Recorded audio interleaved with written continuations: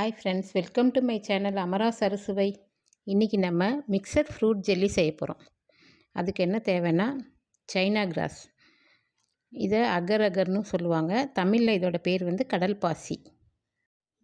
இது வந்து நாட்டு மருந்து கடையில் கிடைக்கும். அப்புறம் ஆன்லைனில் கூட வாங்கலாம். பவுட்ராகவும் இருக்கும், இல்லைன்னா சேமியா மாதிரி இருக்கும். பாருங்கள், காட்டுறேன். இந்த மாதிரி சேமியா டைப்பில் இருக்கும். பட் சேமியா மாதிரி ஈஸியாலாம் உடையாது. இதை வச்சு ஃப்ரூட் ஜெல்லி எப்படி செய்யலான்னு பார்க்கலாம் வாங்க.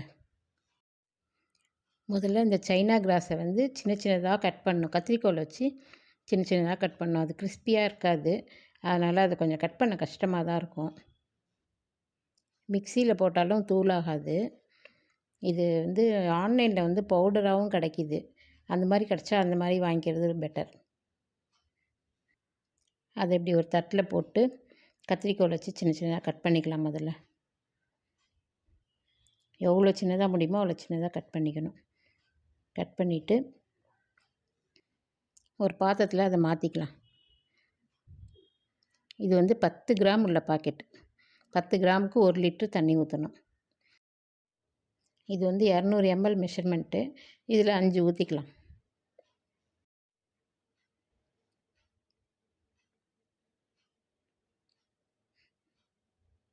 நாலு 5.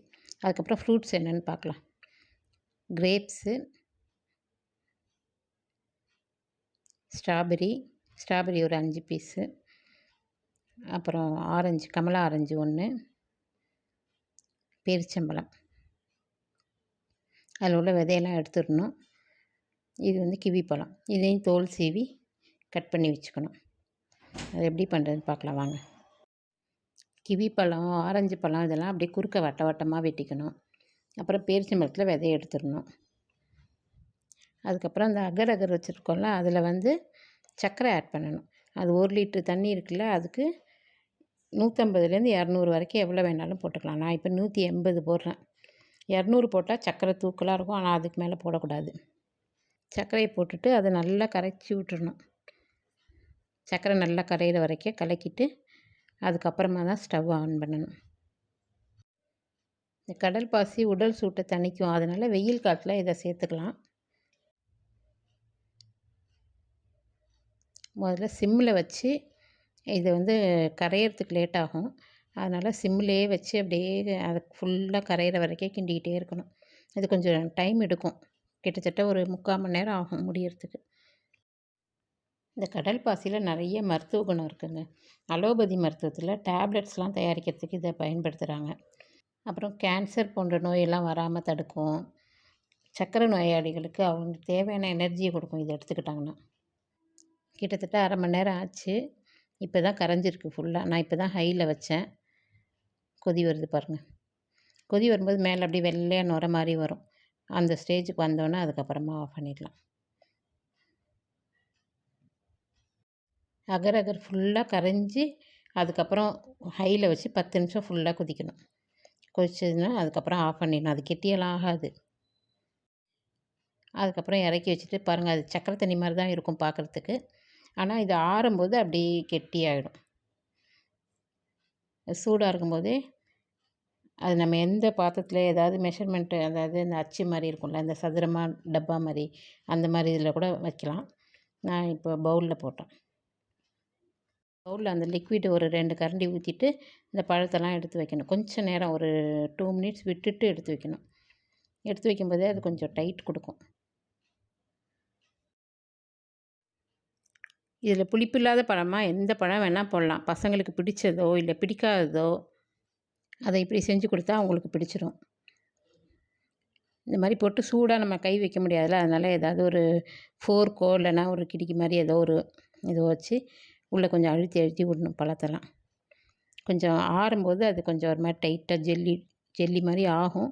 அந்த நேரம் நல்லா பழத்தை அப்படியே அழுத்தி விட்டோம்னா அது உள்ளே போய் அப்படியே செடிமெண்ட் ஆகிடும்.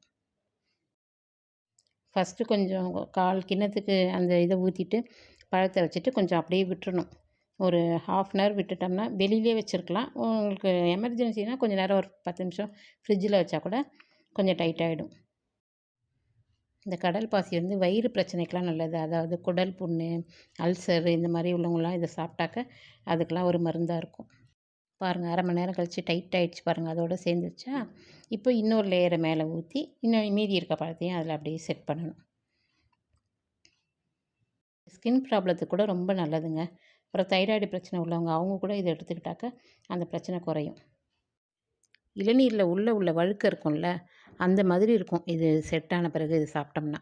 ஸ்பேஸ்க்கு போகிறாங்கள்ல விண்வெளி வீரர்கள், அவங்களாம் இந்த கடல் பாசியில் செஞ்ச மருந்துகளை தான் எடுத்துகிட்டு போகிறாங்களாம். இப்போ செகண்ட் லேயர் எல்லாத்தையும் ஊற்றிட்டு மீதி இருக்க பழத்தெல்லாமும் போட்டாச்சு. போட்டுட்டு திருப்பியும் நம்ம ஒரு 2 மணி நேரம் வச்சோம்னா அது அப்படியே டைட் ஆகிடும். அதுக்கப்புறம் சில்லுன்னு வேணுனாக்கா ஃப்ரிட்ஜில் ஒரு 1 ஹவர் வச்சு எடுத்து சாப்பிட்லாம். இது மாதிரி செஞ்சு கொடுத்தா எல்லா பழமும் சேர்ந்து சாப்பிட்டாக்க நல்லாயிருக்கும். இது ஒரு ஜெல்லி மாதிரி இருக்கிறதுனால பசங்களும் விரும்பி சாப்பிடுவாங்க. இப்போ பாருங்கள், ஃபுல்லாக செட் ஆகிடுச்சு. இப்போ நான் எடுத்து காட்டுறேன். இப்படி ஒரு தட்டில் கவுத்து வச்சுட்டு எடுத்தோம்னா செட் ஆகிடுச்சு பாருங்கள். இப்போ வெயில் காலன்றதுனால இதை ஃப்ரிட்ஜில் வச்சு கொடுக்கலாம் குழந்தைங்களுக்கு. இந்த மாதிரி பெரிய கிண்ணத்தில் போட்டால் இப்படி கட் பண்ணி கொடுக்கணும். இல்லைன்னா சின்ன சின்ன பவுலில் போட்டு அப்படியே குழந்தைங்களுக்கு கொடுத்துடலாம். அப்படியே முக்கோணமாக கட் பண்ணி அப்படியே எடுத்துடலாம். ஜிகர்தண்டாலாம் சாப்பிடுவோம்ல, அந்த டேஸ்ட்டில் இருக்கும். ஆனால் அதை விட இது உடம்புக்கும் ஹெல்த்தி. நிறைய பழம்லாம் போட்டிருக்கிறதுனால நல்லா ஹெல்த்தியாக இருக்கும். வெயில் நேரம் நிறைய ஸ்நாக்ஸ்லாம் வாங்குறத குறைச்சிட்டு இந்த மாதிரி ஃப்ரூட்ஸாக செஞ்சு கொடுத்தா நல்லது. சின்ன பவுல் பாருங்கள். ஓகேவா? இதில் பாருங்கள் எத்தனை வகையான பழங்கள், அதுவும் கலர்ஃபுல்லான பழங்கள் சேர்ந்து பார்க்குறதுக்கே எவ்வளோ அழகாக இருக்குது. நம்மளும் 5 ஸ்டார் ஹோட்டல் ஸ்டைலில் வீட்டில் எல்லாேருக்கும் செஞ்சு கொடுத்து அசத்துவோம். குழந்தைங்கள பழம் சாப்பிட வைக்க ஒவ்வொரு நாளும் எவ்வளோ போராட வேண்டியிருக்கு. இது மாதிரி செஞ்சு கொடுத்தா அவங்களே வேணும் வேணும்னு கேட்டு வாங்கி சாப்பிடுவாங்க. இது பாருங்கள், இது இன்னொரு பவுலு. இது எப்படி இருக்குன்னு பார்க்கலாம்.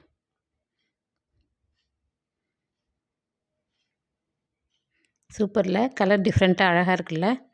ஓகே ஃப்ரெண்ட்ஸ், நீங்களும் இதே மாதிரி வீட்டில் செஞ்சு பார்த்து உங்கள் ரிவ்யூவை கமெண்ட்டில் போடுங்க. Okay, thank you.